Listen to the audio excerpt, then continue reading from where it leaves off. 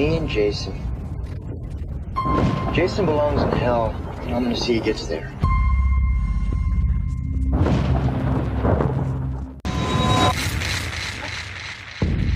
Jason's alive. We dug up his body. You gotta do something. No one in Forest Green wants to be reminded of what that maniac did here. That's why we changed the name. People want to forget this was Crystal Lake. Just because our parents keep telling us that Jason was only a legend doesn't mean it wasn't true. What if he did come back here? Looking for the camp counselor that caused him to drown his wife. Welcome to the latest episode of the podcast That Wouldn't Die. I'm your host, Kevin. With me, as always, is Aaron. I like to refer to myself as the featured artist. The podcast That Wouldn't Die, featuring Aaron and That's Kanye. Right. That's exactly. It's like on Saturday Night Live, how they used to have starring, and then at the end they'd be like, and featuring, and then it'd just be some black and white headshot of like Rob Schneider or somebody. When you're not in the full cast, you're on the prep squad or whatever. Is that what you're suggesting? And they don't want to pay you anymore, so now you drop in whenever they need someone. It's a sad situation, but I appreciate the featured artist, Aaron, joining us today with her interpretive dance stylings.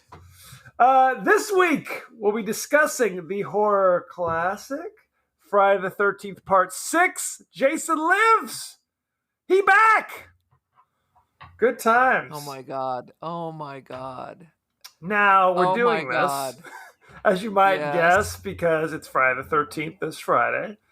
And so does that mean you're going to release it Friday and not our usual Sunday? No, that's not what it means at all. Stay tuned. Stay tuned. So when you're done celebrating Friday the 13th, I'm not sure how that works. You can tune in to our podcast on the glorious. You celebrate it by going to some camp on the East Coast and butchering teenagers. Well, of course. How else would you celebrate it? More of a guideline than a rule, I would say. Good times. So now, you had never seen this before, as per usual. Is that correct? That is correct. Usually I drop off after number 2. And in this case, I think I dropped off after number 1. That is sad but true. Now give us your 30-second synopsis of Friday the 13th Part 6, Jason Lives. First of all, I don't need 30 seconds. It is 100% every Jason movie, only with less effort. Oh. Stab, stab, stab, scream, scream, scream, teenagers, camp, lake, boom. Jason is dead. No, he's not. The end. No. Well, what's interesting, and we've done a number of these movies up till now, but this is actually the first one where there are actually kids in the camp. Kids in the camp this time, Kevin, huh? Yeah, well, I mean, in Halloween. I mean, if they're in high school, aren't they also kids? Well, who's to say if they are in high school? They may be 45 years old, the counselors. I don't know. All these things just seem like one step away from Lord of the Flies. Why the high school kids are now in charge of like 8-year-old kids. That's how they do it. It doesn't seem quite right. It is very Lords of the Fly here. Lords of the Fly? Is there more than one? It's multiple Lords, but only one fly, evidently. In the first movie and the second movie, it's just the counselors getting the camp ready for the kids eventually to arrive, but they never actually arrive. And what kind of a camp literally only has 5 people working at it and only 10 kids in the actual camp? Is this some kind of church camp? I don't know about you, but I went to camp. Yes, I did go to went to camp. There is tens of thousands of children of various ages and high schooler and college kids in charge. And then they had actual adults who like ran the camp, ran the counselors, and like people who cooked the food, things like that. Absolutely. First aid people, not just a bunch of girls in booty shorts getting high and having sex with their boyfriends. Well, the children all perish. If only. No, I did the math. There were about 6 counselors and about 15 to 20 kids at the camp. So it's a very small camp. A lot of one-on-one attention at the camp. So you have that to look And I forward couldn't to. even figure out the weather. So they had fireplaces going the whole time, yet every door and window open. Right.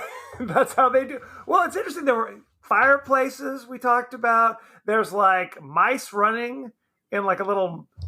Were they mice or were they like hamsters or something? They kept zooming in on like one of those were wheels. hamsters. Who brings their frickin' hamsters to camp, and then why do they keep showing them?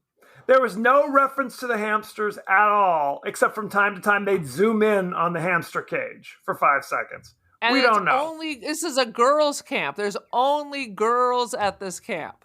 Well, no, there's the girls' camp or cabin, I guess. And then there's the boys' cabin because there was the two wisecracking teenage boys where it's like, man, we're dead meat. What did you want to be when you grew up? Where was the cabin full of boys? That's what I'm saying. They were right next to each other. I don't know the geography. There were two cabins. Yes. I mean, I saw that they were. I did fall asleep twice in the last 20 minutes. I saw male counselors, but I don't remember like a room full of boys. There were room full of girls. Well, eventually, what's her name? I don't remember. The primary girl, Megan, goes and grabs the boys and brings them in to the girls' cabin as well. Oh yeah, I must have fallen asleep at that point. Sweet Jesus. I don't think it matters to the story. It matters very much. Now, when had you first heard of this movie? Let's get back to that. I'd never heard of this movie. Jason Lives. I guess I'm probably in the ether. I'd be like, what? There's a sixth one? Jason Lives? He lives at the end of every frickin' one. What do you mean, Jason Lives? At the end of the final chapter, part 4, he gets hit in the head with a machete and then dies. Well, then what happens in 5? In 5, if he's not it's like you have amnesia. Yeah, it's like you have amnesia. Remember, 5 is the imposter. It's Roy, the ambulance driver. I like. Oh my God, we did see that, didn't we? Yes. Oh, that's right. It was fake. And then this one is so ridiculous. Why would Tommy Jarvis and Horshack want to dig him up? What was the point of that? Okay, they kind of speak about it briefly. Tommy Jarvis, we met him originally in part 4. He was played by Corey Feldman. He's the little boy, right? I wish Corey Feldman was in this. He would have been the biggest star.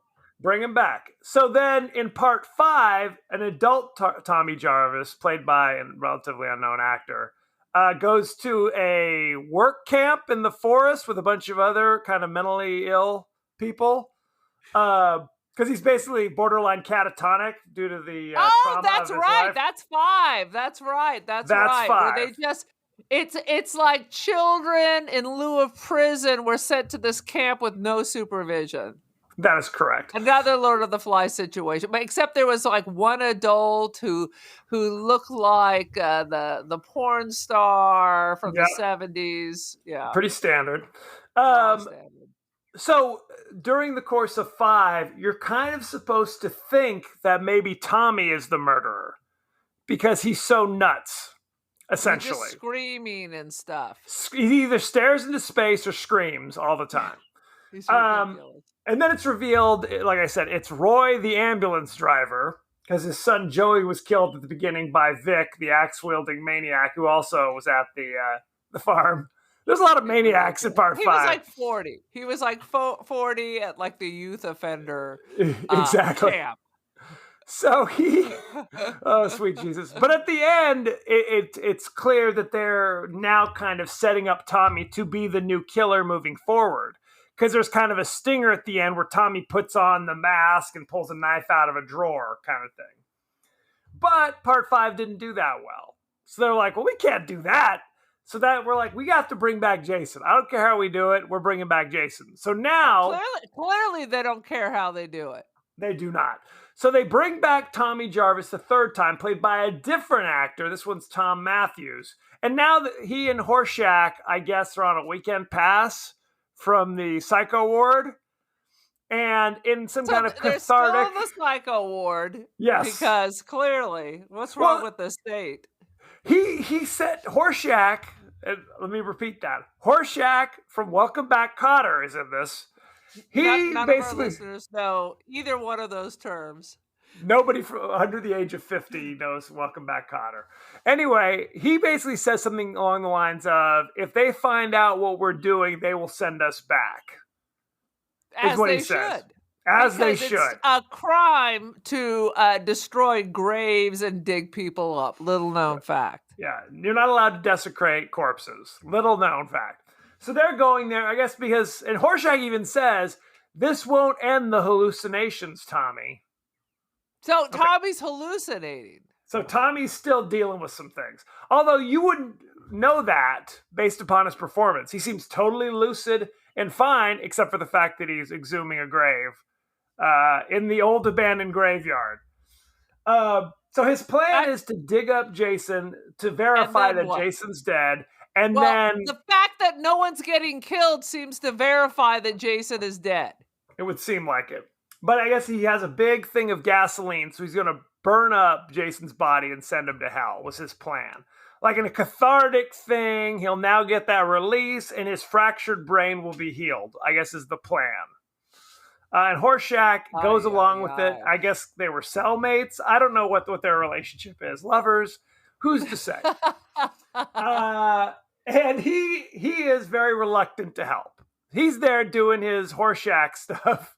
Basically, I got a bad feeling about this kind of stuff. Well, yeah. How about I had a bad feeling before I got into the car? No question. How about you go ahead and start digging, because that's a lot of work. Get in there, bro. Get in there, bro. And I have to say, is it common to have old abandoned graveyards? I mean, I'm from Southern California. Are there that many old abandoned graveyards? Maybe there are. I don't know, old Civil War cemeteries. Do we even know what state this is supposed to take place in? I mean, I guess they filmed it in Georgia, where you have to run your fireplace and keep all your windows open during the summer.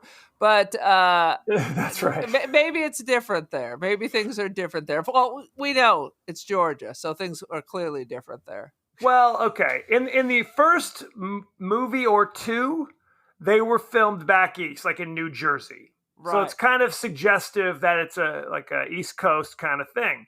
Right. But starting with like the third one, they started filming in LA. And I actually wrote this down.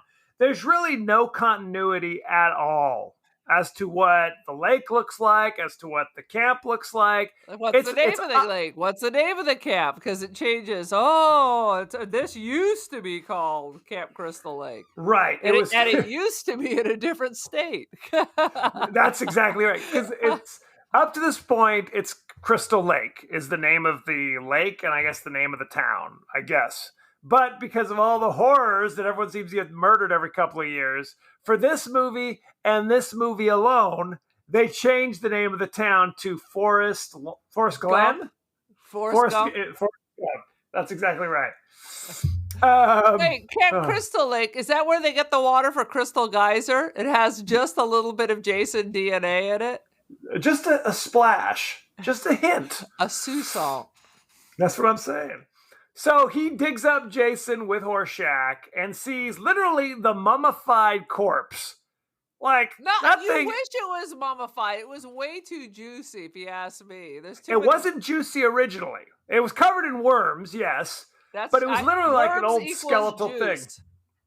Worms do equal juice. It was covered with cobwebs. They literally took handfuls of night crawlers and just threw them at this thing. Some gummy worms. Hold still, dude. So he sees Jason's corpse, and in a rage, he's got a shovel in his hand. He's got a pickaxe in his hand. I don't know. They're mining.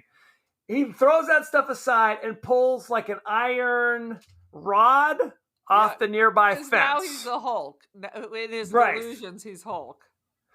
And then starts stabbing Jason's body with the sharp end of this metal rod. And of course, lightning strikes. And now Jason's back. And they pulled a full Frankenstein. And speaking of Frankenstein, the soundtrack was bullshit. Thank you, Alice Cooper. Oh, how dare you? It was ridiculous. The lightning struck and what? And he's Now, out of control. old Mr. Blubbery Rotten is come to life, and all his clothes repaired itself, and he brushed the worms off and put a new face on. Boom. Well, and this is interesting. So this is the first movie where it's like now we're dealing with Franken Jason. We're dealing with zombie Jason. Every other time he was still, I guess, alive. Now he's a zombie, essentially. Because he was in the other movies, I don't think he ever got shot. This time he's getting shot and the bullets are going through him. You see the bullets like exit. Yeah, it is like his, I don't know, his car repairman outfit. There's literally spots jumpsuit. where he's been shot 1,000 times. No, are you telling me in 5 movies he's never been shot? I thought he was shot That's like what I'm every time. Never. Because usually it's like unbeknownst to the poor camp counselors, and then somebody comes up behind them with like a scythe or something. And that's all she wrote. He usually just uses garden implements, and the other people are usually, unarmed. So, well, I guess there's not a lot of guns at the camp. That's right. We are, by the way, we are full into the what I call the what the F part of the show, the highlights. That's pretty much the whole thing. This is true. This is also the first movie where they introduced the idea of Jason walks and somehow still gets ahead of you. This happened. Yes. They basically, there's a couple scenes that were added because there weren't enough kills. There's the scene where the old crazy graveyard caretaker is out in the woods by himself drinking. He gets killed by Jason.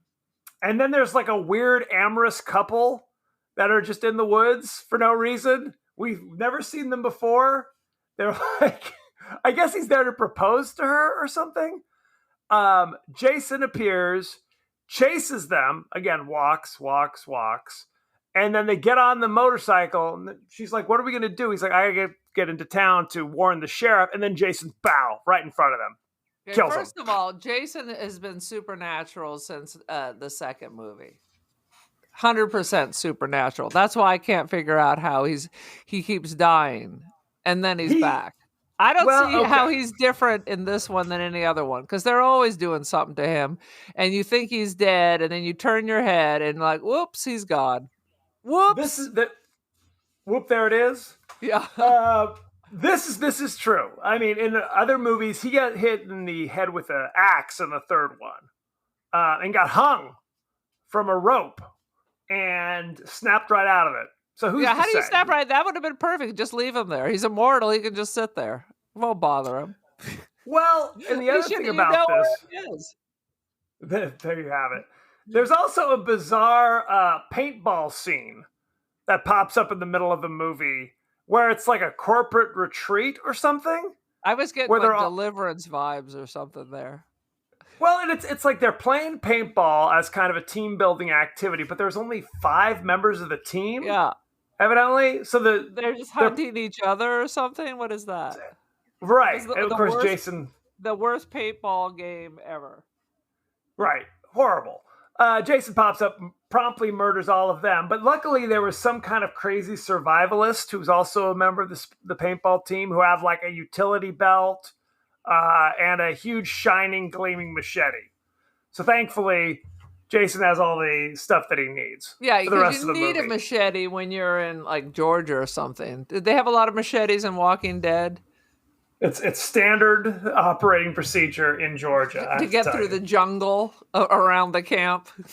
This is true. Oh, sweet Jesus. Let's see. Did you notice in the opening credits there was a bit of an homage to James Bond? No, I did not.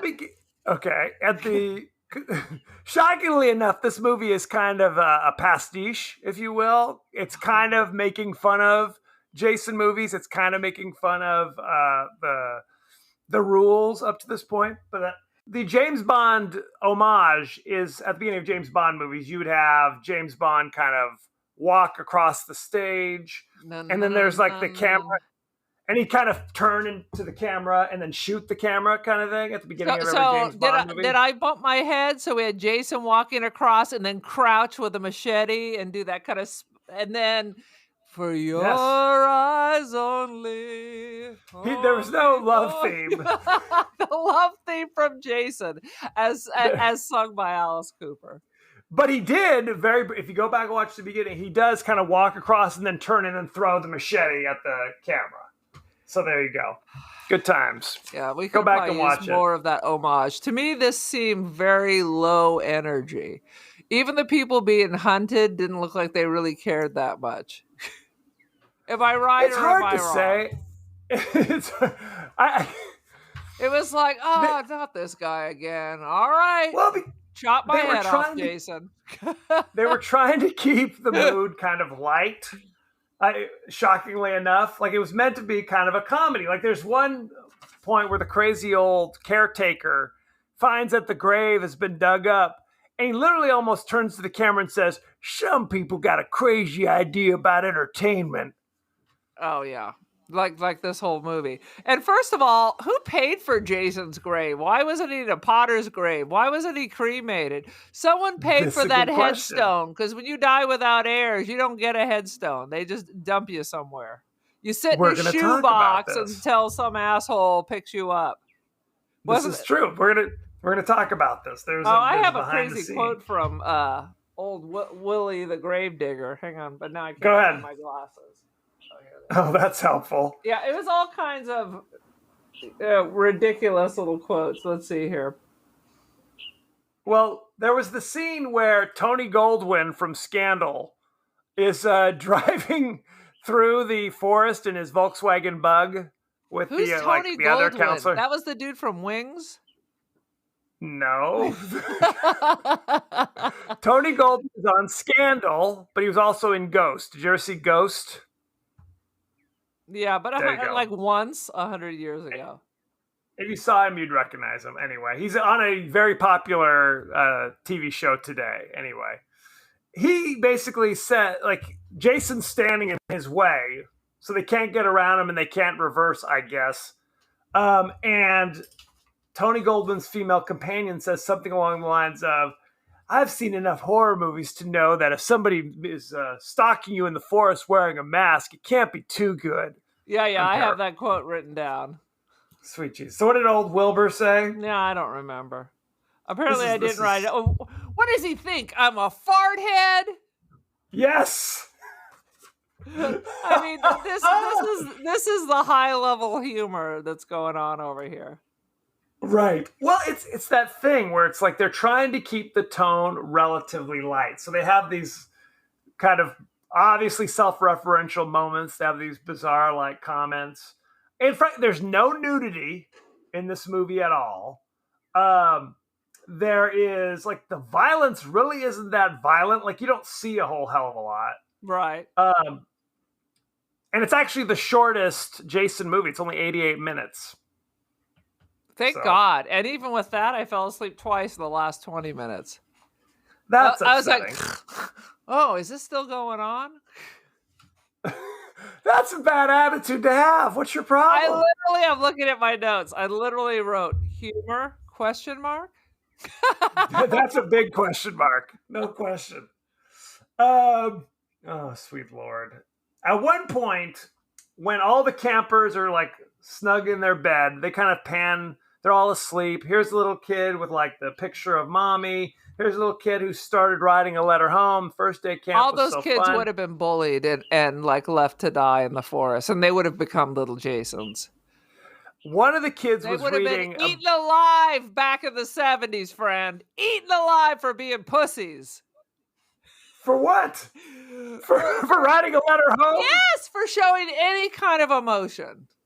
That's how we did things back at Cap Nawakwa. Back in the good old days? back in the good old days of when everyone was a serial killer. Go ahead. So there was a kid who was reading No Exit by Jean-Paul Sartre. Oh yeah, that was so stupid. I was like, hilarious! This is not comedy. Actually, I'm watching The White Lotus on HBO, barely watching it because it's barely entertaining. And there's two teenage girls that are always like sitting by the pool reading Sartre, and then the next day they're reading something other ridiculous thing. People love White Lotus. Becky and I didn't get through the first episode. We just found it's like not funny enough. No. It was just kind of weird. And not weird enough. Weird. Not Right. weird enough. It was like, not funny enough. I'm like, well, you know what it is? It's kind of like if you choose to go like absurdist comedy, it's hit or miss. Because sometimes absurdist comedy is just boring. You know what I mean? It's just so bizarre that you're just kind of like sitting there going, I'm going to look at my phone. Well, it Good goes times. on and on about, because Yeah. this is like the Four Seasons in Maui. So it goes on and on about how strange the guests are, but they're really not strange. They're not strange. The Right. staff isn't that strange. The guests are not that strange. It's like, whatever. It's Yo, whatever rich kind of people, moment. wow. They're crazy. They had their Getting back to laptop the out movie. by the pool. Woo! They are strange, though. Let's be honest. There's a scene. So the sheriff of the town, his daughter is one of the camp counselors. Okay. And they are kind of butting heads because for some reason the daughter Megan has like a weird attraction to Tommy, who's literally in a jail cell and is on a weekend pass from the psycho ward. Of course. It's very strange. You And at one don't point- understand me, Daddy. But it's not even played. It's like it's played for laughs. At one point, he literally says, "If your mother were still alive, ... and she just kind of chuckles. Really?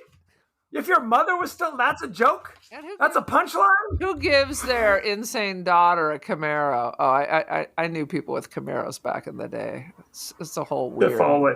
People with Camaros were weirdos then, weirdos now. But is it like I'm getting back at my controlling sheriff father by trying to shack up with the escaped mental patient? Is that the move? It doesn't even seem like they have a bad relationship. You know what I mean? No, it doesn't. She's not At like, all. "F you, Dad," slamming doors the way one does. The way one does. Well, and at one point, the deputy, they do this elaborate plan to free Tommy from the jail cell, which includes her taking the gun from the deputy and threatening to kill him. She points the gun at the deputy, like, "Let him out or I'll murder you." Yeah. And he does it. So he believes her? So he believes Damn. that the sheriff's daughter would have killed him. Right. I mean, whatever. So maybe she should be in the cell. What is happening? It's like Opie going rogue and locking up Barney. Sweet Jesus. I would have paid But to it's see that.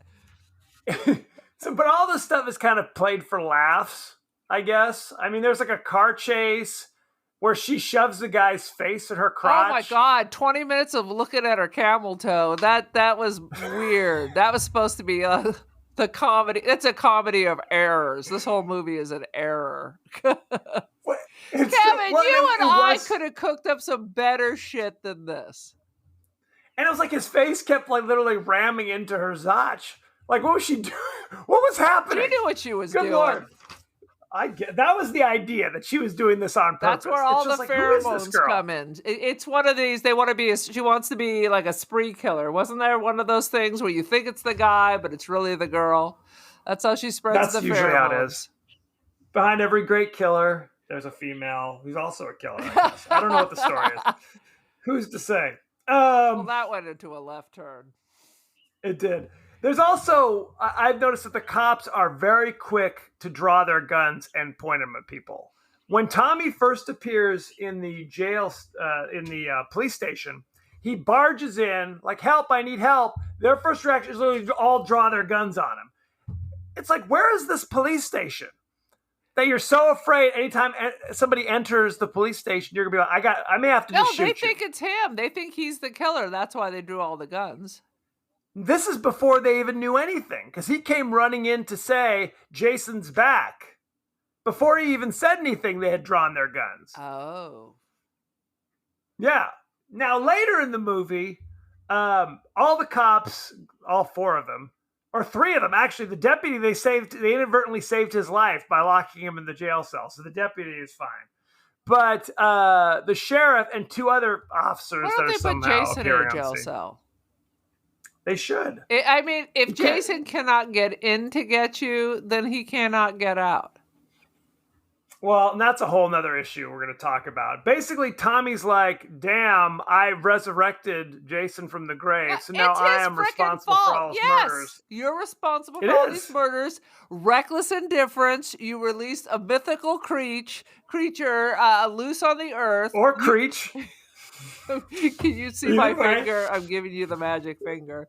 So reckless. This is no different than getting your liquor on and going for a race in your car, and then I ran over like kids at the crosswalk. Yes, it's the Tommy exact needs to same go thing. to jail. He released an unholy creature on an unsuspecting Dukes of Hazzard town. And now Jason is totally indestructible. But the good thing is Tommy goes to the library to pick up some books on how to deal with supernatural creatures. And one of the books he gets is a manual of occultism. So that's good that they have manuals of occultism, just in case you want the minutia. Did you not see Evil Dead? Of course there's a big book to tell you what to do. It's called the Necronomicon, Kevin. Come on, man. Exactly. You ain't no novice. No question. That's true. So he's like, what I have to do is return Jason to his final resting place, which is now back in Crystal Lake. Yeah, he's had so I'm gonna tie a chain around final resting places. No question. No question. Why wouldn't his final resting place be his open grave? He was resting there. Put him back in the hole. Back in the hole. Who's to say? This is anarchy. That's Cool Hand Luke. Oh, what we have here is a failure to communicate? What we have here, Jason, is a failure to communicate. Well, he is not good at expressing his feelings. This is sad but and true. Why is he obsessed with Tommy? What does he really? Why does he even care? Apparently, he's just like a mindless shark who just eats everything he comes across.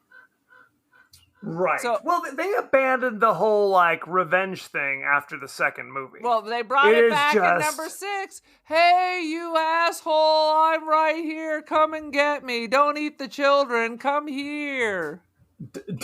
Don't eat the children. That is true. Whatever. Well, he does. Because Tommy killed him in number 4. He hit him in the head with the machete and basically bisected his skull. So we're saying that Jason has motives, feelings, thoughts. Well, he's more than happy to kill any rando he bumps into in the forest. But if Tommy's like, I'm the one you want, then he'll release Megan from his clutches. Because he was all set to pop her skull like a grape. He was going to kill Tommy anyway. What difference does that make? Why wouldn't he just go kill them all in 3 seconds and then go get Tommy? He's unstoppable. Priorities. He is unstoppable. Handle his biz. Unless you're Tommy One of the Jarvis, girls, that's ridiculous. One of the victims, Jason attacks her off camera, and the sheriff busts into that cabin looking for survivors. And it's literally like, there's no body, but there's just blood on every surface. Did she explode, or what happened exactly? Did he squeeze her like a tube of toothpaste? Pow! Like every window, every surface covered. Very upsetting. Maybe he used the ninja blender or something. Because there was that one chick, they finally have integrated the South apparently, and they actually had an African-American Sissy. Sissy. Okay, but that's such a racist name. Why is the black chick named Sissy? Come on. And he basically just unscrews her head like a tube of toothpaste. So, and quite frankly, that seemed the most painless way to go in the world of Jason. What?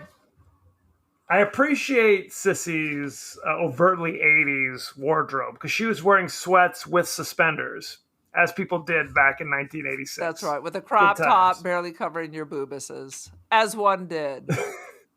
As one did. At one point, Jason kills one of the police officers with seemingly a throwing dart.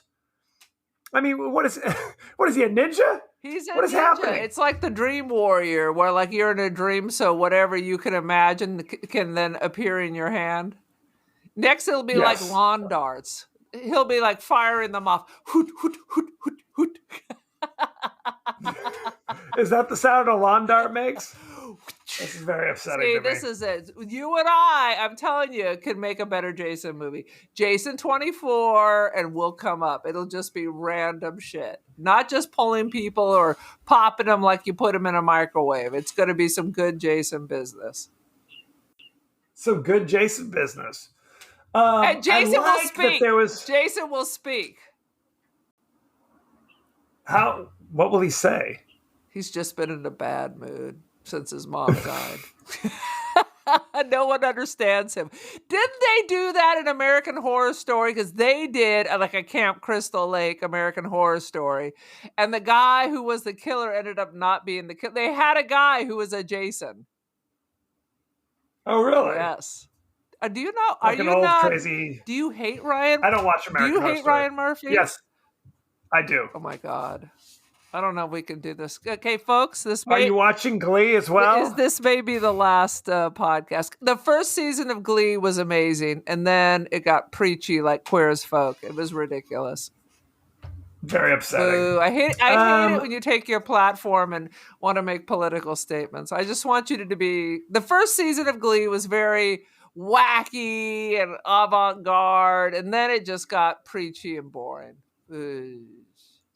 But I find that I like political statements. Like the very special Roseanne, where she had then announced that her father molested her and all that stuff. Those were always the worst episodes. Tell the truth. Those are always my favorite. I always love the very special. If there was a trigger warning, you knew you were in for an unfunny shit show. No, I loved it back in Different Strokes when I think it was Dudley and Arnold were almost molested by the bicycle shop owner. Come on. That wasn't any fun. You don't want to watch that in syndication. Can I have some escapism? For God's sake. No can do. I don't want to hear that Jason was molested by a camp counselor and that's why he's just cranky. So you think it's a Me Too movement? It's Jason with a Me Too. So see, it's writing itself, brother. It is writing itself. It's so timely. Jason 25. Did you notice in the movie there was a bizarro kind of wildly unerotic sex scene in the back of a Winnebago? Oh, yeah. Where it was literally like, are they having sex? What is happening exactly? It was like staged by someone who's never seen sex or been involved with it. Or even heard that such a thing exists. It was crazy. And it was the girl from Can't Buy Me Love. Did you ever see Can't Buy Me Love? Not. That sounds terrible. No, it's a classic. It's a classic. So you got to check that out. So, and then her Jason grabs her and is like murdering her in the toilet of the RV, mobile home or whatever. And then the fake David Naughton is her boyfriend.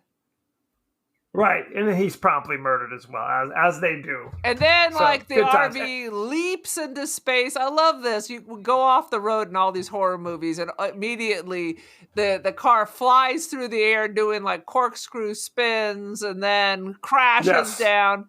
Jason is always unperturbed and hops out like a gymnast, like Nadia Comaneci. Boo! 10 points. Well, I always appreciate that they're just ramps set up on the side of the road. You know, it just seemed like that would be unsafe. You know what I mean? But who's to say? Who's to say? Do you have any other highlights you want to talk about? There are no highlights in this movie. There are no lowlights. Do you think American Express, when they killed the random strangers that were getting engaged, there was literally a scene where she's trying to pay off Jason with cash and an American Express card. Then there's a long, lingering shot of her American Express card kind of floating in mud water. Do you think American Express paid for product placement? Absolutely. And Don't leave home without it. Don't leave home without Jason. Without Jason, for goodness sake. One other bizarre spot is when Jason, their plan is they're going to put a chain around Jason's neck and tie it to a rock and just sink him in old Camp Crystal Lake. But then at one point, she gets the motor center of the boat, and they're gonna Tommy's gonna decapitate Jason, but the head is really the only thing holding him to the chain, so that seemed like a really bad idea. Well, Tommy succeeded in getting the chain around Jason's neck, and Jason sunk down. I mean, clearly it's only 9 feet of water, which is a problem. It's literally not. It's like 6 feet of water. Jason's clearly squatting on the rock because Jason all he had to do is barely raise his arm and is just plucking teenagers from the surface of the water. Right. So Tommy is basically incapacitated. Yeah, I mean, he's incapacitated as long as you don't swim near the circle of death near him. So Tommy's plan was just put a sign, "Don't swim here," because don't swim here. That's correct. Time immemorial, Jason will be just parked there waiting for someone to swim by so he can reach up and grab you. This is true. So she swims out to rescue Tommy, who's just kind of floating there, and that's when Jason grabs her. And to defend herself, she can see the sun. He's inches from the water. So if you just swim on top of him, yes, he will in fact grab you. So she starts the propeller on the boat that's out there, and is able. And again, the propeller on a boat does not go 8 feet, but beneath the surface. It's 2 feet below the surface. I'm not even sure what she was cutting because his head's intact. He looked perfectly fine at the end of the movie, but literally chunks of meat were bubbling up. I mean, I thought he was a zombie. Why is he bleeding? You know what I'm saying? Well, I don't know. I think it's just kind of weird. Zombie goo is a technical term, perhaps. No? Yeah, I'm not sure. But there were chunks of meat floating up near the end. There was. So then you know what's interesting? He took a little nap and then woke back up. That is correct. As he does. He needed a little rest. He needed a fresher upper. What's interesting is that there's a lake in Minnesota where somebody actually submerged a statue of Jason hanging from a chain. That's fantastic. See, now so it's deep. That. So if you go scuba diving, you'll see Jason down there floating around. I mean, so check it out. Google it. I love it. I have heard of other things, not necessarily horror related, but other things like submerged off the shores where you can go scuba dive and statues and strangeness. But yeah, am I going to go do that? First of all, I'm afraid of lakes. I don't like touching the bottom of lakes. There's all that slime and seaweed that touches my foot. Plus, I have a phobia that I think I'm going to step on a dead body. And in this case, I'm going to step on Jason. So I'm not going. In this case, you would. And it's Minnesota. So when you're not stepping on dead Jason, the tornado is going to flick you away. So it's all double bad. It's a sad situation. Sad. Are you ready to... Are you ready to talk about behind the scenes? First of all, when Horseshack is your number one draw, is there behind the scenes? Ah, poor Horseshack. That was his first job in 10 years. This is his first and final triumphant role. If you're paying attention, the Jason that you see during the paintball scene is a different Jason than the entire rest of the movie. I noticed that one of the Jasons was wearing very fitted trousers and had a very nice butt. And then later Jason, not so much. I'm not saying I'm sexually attracted to Jason. These are just things. It kind of sounds like that. These are just things I've noticed. Okay. Interesting. Okay, without passion or prejudice, right. This is what you're facts, noticing. Just the facts. Just the facts. So originally, a crew member named Dan Bradley was going to be Jason. He's the one you see in the paintball scene. But after seeing the dailies, the producers and execs were like, oh, he's way too fat. Way too fat. So they fired him. And they're like, well, what are we going to do now? Because you need a They fit literally Jason. found a... You need a fit... You couldn't tell what someone looked like by just seeing them. I guess not. You need a... So they found a bouncer at a nearby club with no stunt person or acting experience, although he had been a Marine in the 70s. So they just hired him. I mean, so for the rest of the movie, I'm not sure it's you a need to different act. guy. You and I could both play Jason. It's a lot of walking forward, moving our hands up, and turning our head. That's that. There you go. Boom. There's a script. All right, Jason, turn your head. Okay. Gotcha. Wrong. Wrong. This is the hard, because you have to act using just your body. You can't use your voice. You can't use your looked like face. an effing mannequin. So it's the hardest He acting. looked like a mannequin. A mannequin? A mannequin? Are you a mannequin or a mannequin? A manatee. That could be. This was not Harry and the Hendersons where he needed to emote. This was literally, could have been like a robot. Harry and the Hendersons. I like that reference. Harry and the Hendersons. Harry had an animatronic face. Okay, that wasn't the actor's face. What the hell? And yet Anyway, it moving showed on. more emotion than the actual human Jason. Oh, I cried. John Lithgow made me cry in that movie. It was a very poignant I couldn't picture. give a shit. So there you I go. could not. It was so ridiculous, and every man loves that movie. I have a story. I don't know if I want to Well, share now it. you have to because you already started it. Let me just say this. We had a TV recording of Harry and the Hendersons. Because it's like, back in the day, it's like anytime a movie would come on, we just record it, commercials and all, to watch it over and over again. And somebody in our family took that tape and recorded over it with some, let's say, adult programming. That would be our older brother, I'm guessing. I wasn't going to name names. And, so then, 13-year-old Kevin's like, oh, I want to watch Harry and the Hendersons. Pop it back in. It was Harry and the Hendersons, but in an entirely different way.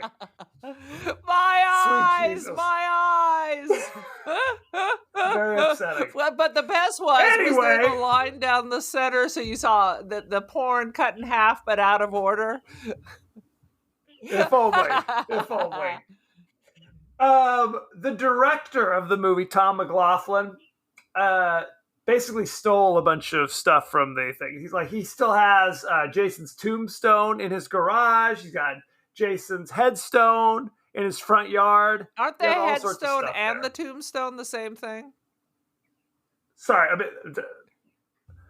the casket is in his garage and the headstone is in his front yard. So much so that like a city worker came to like check his meter or something and refused when he saw the tombstone. Very upsetting. Is he saving it for a rainy day, or was this the cherry on his career, or what? This is it. The shining cherry on top.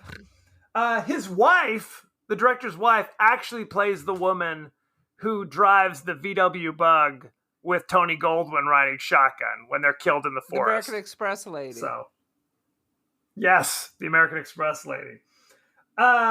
Years after the release of this film, Tom McLaughlin, the director, was approached to direct Scream. Ooh. And Kevin Williamson, the writer of Scream, told him that he was inspired to write Scream based upon Friday the 13th Part 6. So what Jason happened? Lives. Why didn't he direct it? Because he sucked? Just didn't want to. Turned it down. It was either he turned it down or the studio was like, who the hell's Tom McLaughlin? We're going to hire Wes Craven. It's one After of the watching two. Jason 6, I think they made a wise decision. Love Wes Wah. Craven or hate Wes Craven, he knows how to direct a film. Well, and what's interesting about these Friday the 13th movies, the apex was around the final chapter in terms of like money coming in, like profit. It dipped a little bit with Part 5, but still was reasonably successful. Although critically, like the fans didn't like it because it didn't really have Jason, but it still did pretty decently. Jason 6 actually did the worse. I find that hard to of the believe, movies. Kevin. Is that correct? It was the first one. It was the first one that kind of, it made less than 20 million. It was the first movie that made less than 20 million. And then from there, it was all downhill. Like then, then 7 was even worse, and 8 was even worse. So much so they didn't make another one for like 8 years. So good I mean, times. they seriously can't just find someone to write a script that makes sense. They can't. Kevin, this Against is it. union rules. This is it.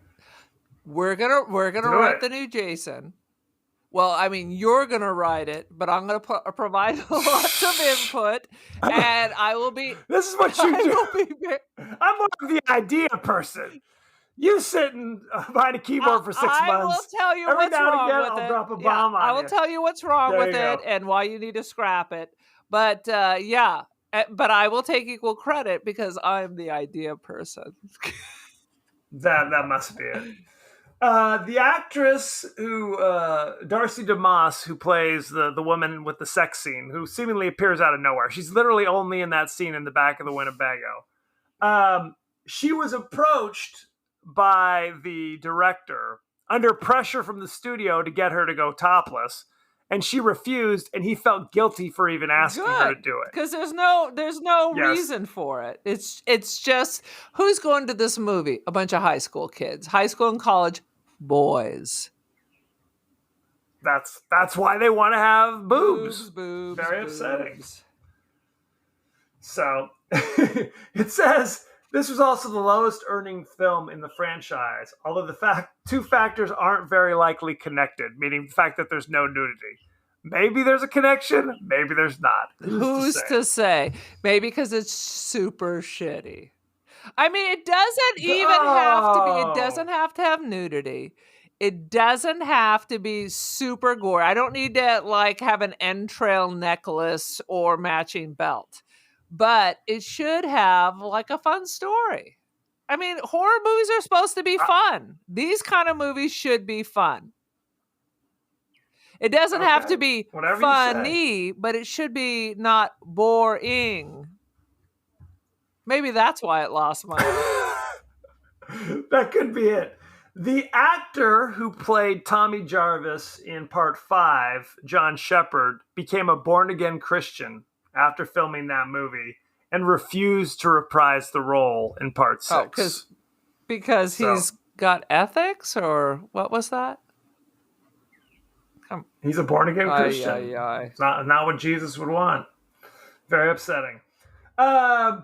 So what's funny is whenever they'd have these auditions, and I think I've told you this before, for Friday the 13th movies, they wouldn't tell people that they're Friday the 13th movies. They would come up with a different title, just a random kind of innocuous title, so people would go in there and read it. And what happened in Part 5 is that people were cast and were really excited, and then to their horror discovered it was a Friday the 13th movie. Oh no, if someone crap. came to me, I know all these thespians think they're going to do Shakespeare in New York, but someone said to me, Aaron, you want to be in Friday the 13th for 3 seconds? I'd be like, yes! Put me in! Sign me up! Yes. Hell yeah! As long as it's not one of these fake horror movies that are just porn, I would totally be down for it. Sign me up. I will appear in Friday the 13th, the quintuple ending chapter, or Predator versus the Cenobites, Alien versus Superman, whatever. Sign me up. I'll make a cameo. We have to talk about how you think that there's this devious plot for have people audition for actual movies and then trick them, be like, actually, you signed up to be in a porn. So we didn't mention that earlier. You signed on the dotted line. There is a dark slide in the B movies where it starts off like it could go either way, and then that's not so successful. So then you're doing straight B movies, and then you're kind of doing this direct-to-video, except now there's a lot more nudity. And then it does slide. It becomes more nudity and less fright till you're all the way at the edge, and all you had to do is take one more step, and then you're just doing porn. It's a slide. Interesting. I think this is only with actresses. You don't see a lot of dingle dangles. It's not Game of Thrones and horror movies. There's not a lot of dangling bits. It's just female nudity. Right. There's an actress in this movie who later went to another audition, and halfway through the audition, she said, "Is this a Friday the 13th movie? Because I've already been in one." And they're like, It was true. She was unwittingly auditioning for Friday the 13th Part 7. So, needless to say, she did not get the Should role. have shut your mouth, sweetie. So. You could have been a scream. Hey, better to be a scream queen than not a scream queen at all. A waitress? The waitresses are practicing politics. Yeah, absolutely. Why not? That's your goal. Good Do times. it. At least you can work in your field, you know? Shall we talk about the cast? Shall we? Is there a cast to talk about besides Horshack? He died, though, isn't he? Not from this, though. Isn't Horshack dead? Well, I could look it up, for God's In sakes. the name Where of are all ya? that is holy. Poor old Horshack. I'm sure he's doing fine. Just living life. Let me see here. Horshack. His real name's It's not Ron Horshack, by the Palillo way. or something. Yes, Ron Palillo. And I will tell you that Ron Palillo, who played Tommy's friend Alan Hawes. What a name. Oh, he died in 2012. It wasn't that long ago. Very sad. Well, that was 9 years ago. Basically, Sorry. unless you saw Saturday Night Fever at the theater, you don't know who this dude is. Was he in Saturday Night but Fever? it all came out around the same time because John Travolta was in Welcome Back, Kotter. So I associate. What does that have to... Just because they both had John Travolta doesn't mean like people all instinctively came out remember around the Horshack. same time. So if you're old enough to have seen Saturday Night Fever at the theater, you would know. You would know who this is. So Interesting. basically, you, me, and like maybe our parents. Tommy this time was played by the actor Tom Matthews, who listeners to this podcast may remember as Freddy from Return of the Living I thought you were Dead. gonna say Freddy got fingered. No. Why would you think that? What's your problem? Do you remember? He was like one of the main characters in Return of the Living Dead, which we just That was did on pretty the good. show. So there This you is go. not as good as Return of the Living Dead. It is not. We talked about Ron Palillo or Horshack from I'm going to buy a cat. Darcy I'm going to buy a DeMoss. cat. I'm going to name it Horshack so the name lives on. Very nice. Darcy DeMoss, we said that she was from Can't Buy Me Love. She played Nikki, the girl in the Winnebago. Tony Goldwyn played Darren, the head counselor who never even makes it to camp. He's murdered on the way. He's the president on that show Scandal with Kerry Washington. That's out Oh, today. He was also the bad guy. Who in do I Ghost. think he is? I always confuse I have him no with idea. like one of the guys from Wings, which was a terrible show, by the way. Stephen Baldwin? No. Not Stephen Baldwin. Stephen Weber. I think I Stephen confuse Weber. those two. I know who you're talking about now. Not the same person. But they could be like related. They could be, for goodness sake. There was a small role, the kind of wacky paintball guy, who gets murdered by Jason. The tone of this movie is so bizarre because the whole paintball scene is meant to be kind of wacky and kind of physical comedy. And then it ends with a guy literally running and screaming for his life. Help me, somebody help me. We're just like, I'm getting whiplash from whatever emotion I'm supposed to be It was like Ned experiencing at this Beatty in moment. Deliverance. It was terrifying. Anyway, the character of Roy, who's chased by Jason, and later you find his limbs in the woods, was played by Whitney Rideback. And when I was a kid, there was a kids' TV show called Whitney and the Robot, and this is the same actor from that. You may not remember. This was on for one season. Never heard of that. Now, I just watched Suicide Check it out. Squad, and so seeing the limbs looked like that stupid superhero that detaches himself. Did you watch the new Suicide? Yes. What did you think of the new It's Suicide the Squad? only one I've ever seen, so it seemed fine. Well, it was fine. People, look, I am the entertained, audience for these and movies. I love Margot Robbie. She's great. Idris Elba was great. I is even like John hot Cena. as fuck. And John Cena is very attractive. I mean, it was all fine.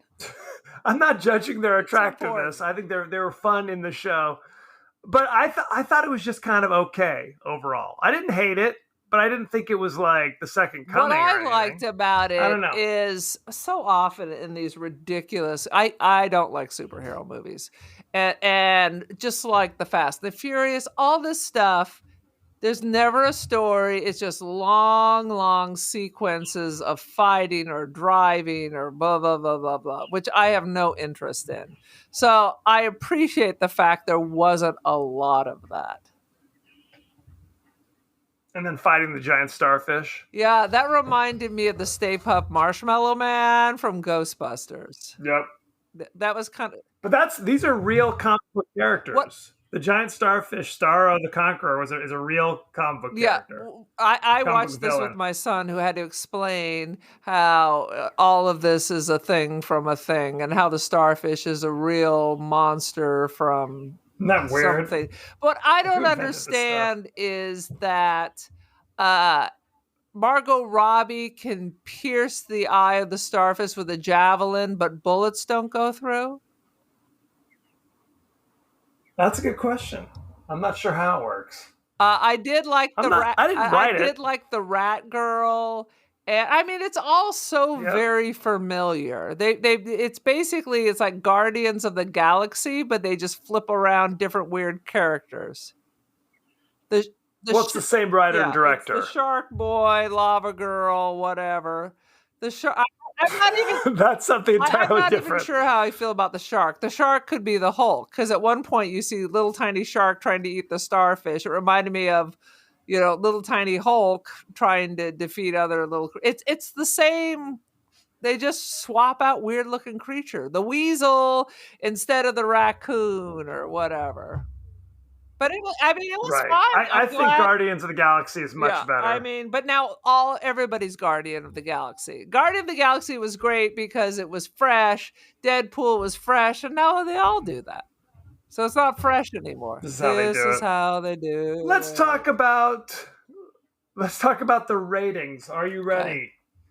This movie currently has a 48% Rotten. That seems fair. Tomatoes. Often I disagree with Rotten Tomatoes. This time, spot on. What did Roger Ebert say about Jason 6? What did the New York Times say? Let's see. Top critics. Well, what's funny is the audience only gave it 52%. Like so barely better. In other words, it's still an F. Okay, Gene Siskel gave it 0.5 out of 4. Oh, half a point. For just showing up. Murderous Jason is back. Is back in the latest chapter of the most offensive series in film history. Unless Burt Reynolds makes 3 more Smokey and the Bandit pictures real quick. Good old Siskel. Taking a shot at Burt Reynolds while he's at it. That Very might have upsetting. been if you had a little late in life surly Burt Reynolds in this, it could have done wonders. I would love it. I could always do kind of 79 era Burt Reynolds. No, Boogie Nights Burt Reynolds, where you do a great job in a film and then piss all over it afterwards. That's the Burt Reynolds we like to see. Just insult everyone and burn all your bridges. Go for it, dude. Well, what's hilarious about that one is it's like he filmed the movie, did a good job in it, but then got gun shy. So started talking trash about it. And then when it got nominated for a bunch of stuff, then he was like, I love it. Great. Now the Burt Reynolds. Just shut your mouth, dude. But no. Very upsetting. So love it. No, he was amazing in it. So it's ridiculous that people can't hold their mouth, Hold their mouth. What is your rating on this movie? All right. So I'm going to give this, just out of the boredom factor, I'm going to give it 1 John Cena and a golden helmet out of 5. Oh, no. It's boring. No. It's so low energy. It's just kind of like, No. These actors You've These lost your actors damn were mind. phoning this business in. It was like, hey, we have a long weekend. You want to shoot a movie? Okay. You got any friends? You've You got lost your children? damn- I need some counselors at the camp. We've got a long weekend. This is very Let's upsetting make a to movie. me. There you go. I picked 3 out of 5 heads popping like grapes. 5. Because 3 out of 5.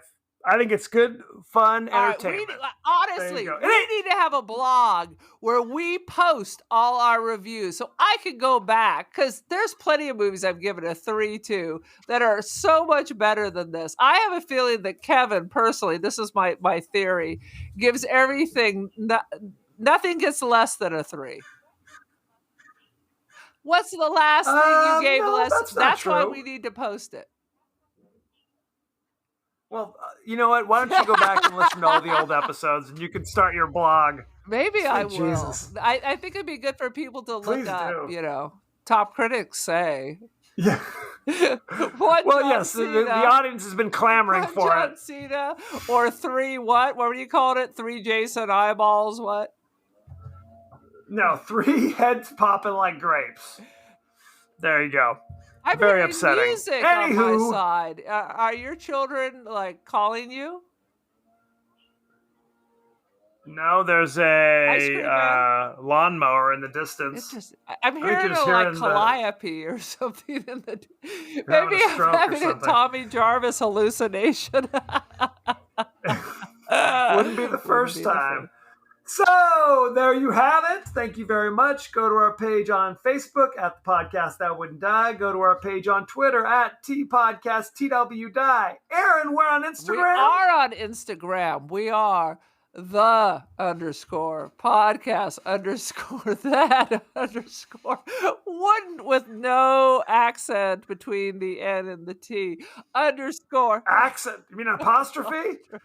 Or an accent mark? accent Or agu or umlauts. accent graph if you took French _die.